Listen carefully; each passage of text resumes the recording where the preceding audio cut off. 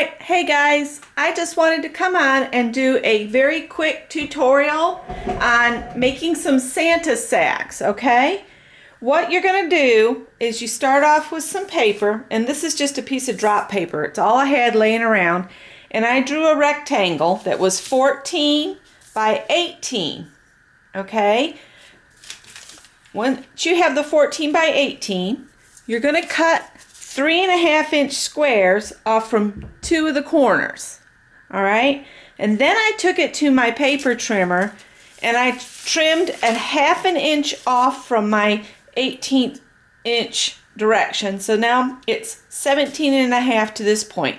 The reason I did that is because I set this part here on the fold of the fabric, okay? And then I laid it out. See, here's the fold in the fabric, so that's the bottom of the bag. So there's the pattern piece, just like that. I have pinned both sides. I'm going to sew those real quick, and I'll do it on camera for you. Just come up a little bit here.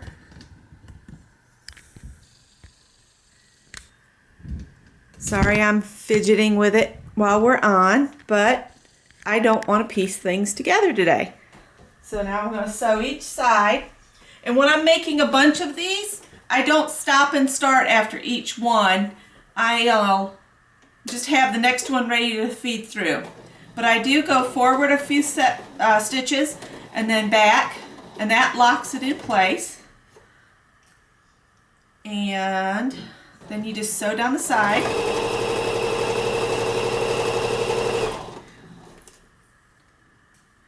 Take your pins out before you get to them. I know some people sew over their pins, but I don't do that. I've seen a very bad accident of a pin coming out, and it was not pretty. So I just take them out, and felt kind of holds itself together anyway. And then when I get toward the end here, I'm going to go back just a few stitches and forward. And then if I had another one, I would just lift the presser foot and start it. But since I do have just this last bag here, I've already done 5 of them. I'm doing an extra one.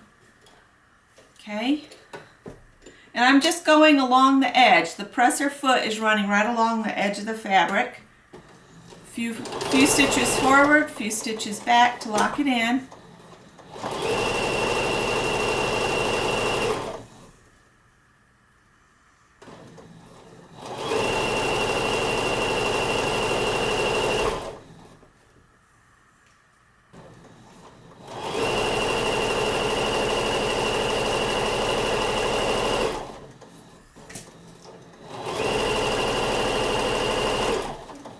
Going back a few stitches and then forward.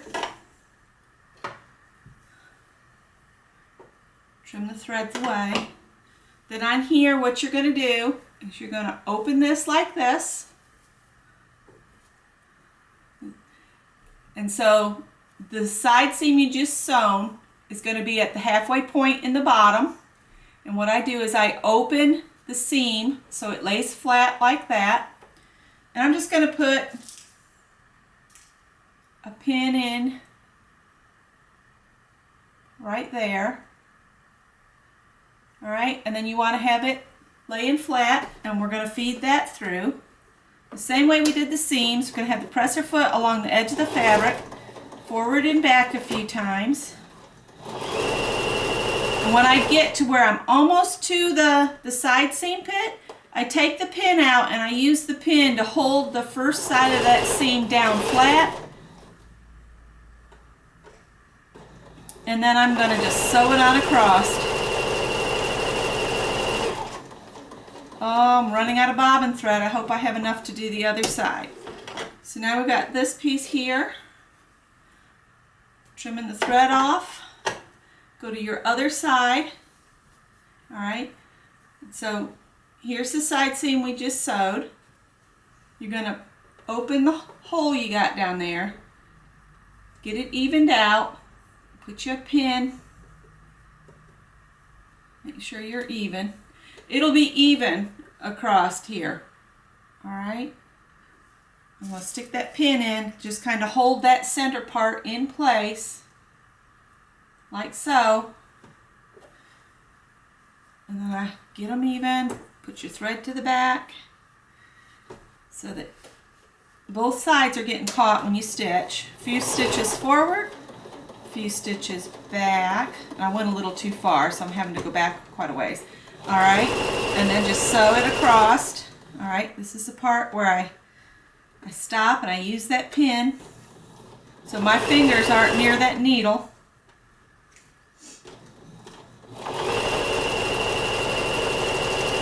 Got it a little wonky there, but it'll be all right. These are just gift sacks. I'm not going to be too worried about it. It's not something I'm using every day. All right.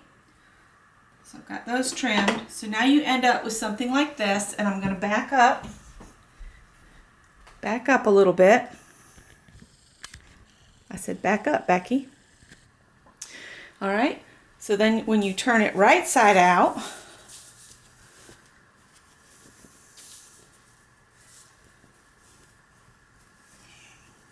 push the corners out here.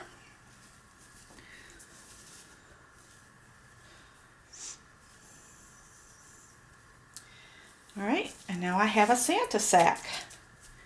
See there? And what I have is I have a bunch of this faux fur here that I got years ago when I worked at Joann's. And all I'm going to do is I'm going to use E6000 and I'm just going to glue it in place around, okay? I'm just going to glue it all the way around the top of the bags. And so then what I'll do is I'm going to take and I'm going to just tack a piece of ribbon that's long enough that I can bunch this up and tie a bow. And that'll hold all the goodies I have for the kids. So I just thought I would share that. I will come back later in another video and show you the bags after I get everything glued on. Right now I need to get my sewing machine out of the way and some wax paper or something put down to protect the tablecloth. Thanks for watching, guys. I hope you liked this video. Give it a thumbs up if you did, and subscribe if you haven't already. Bye, guys.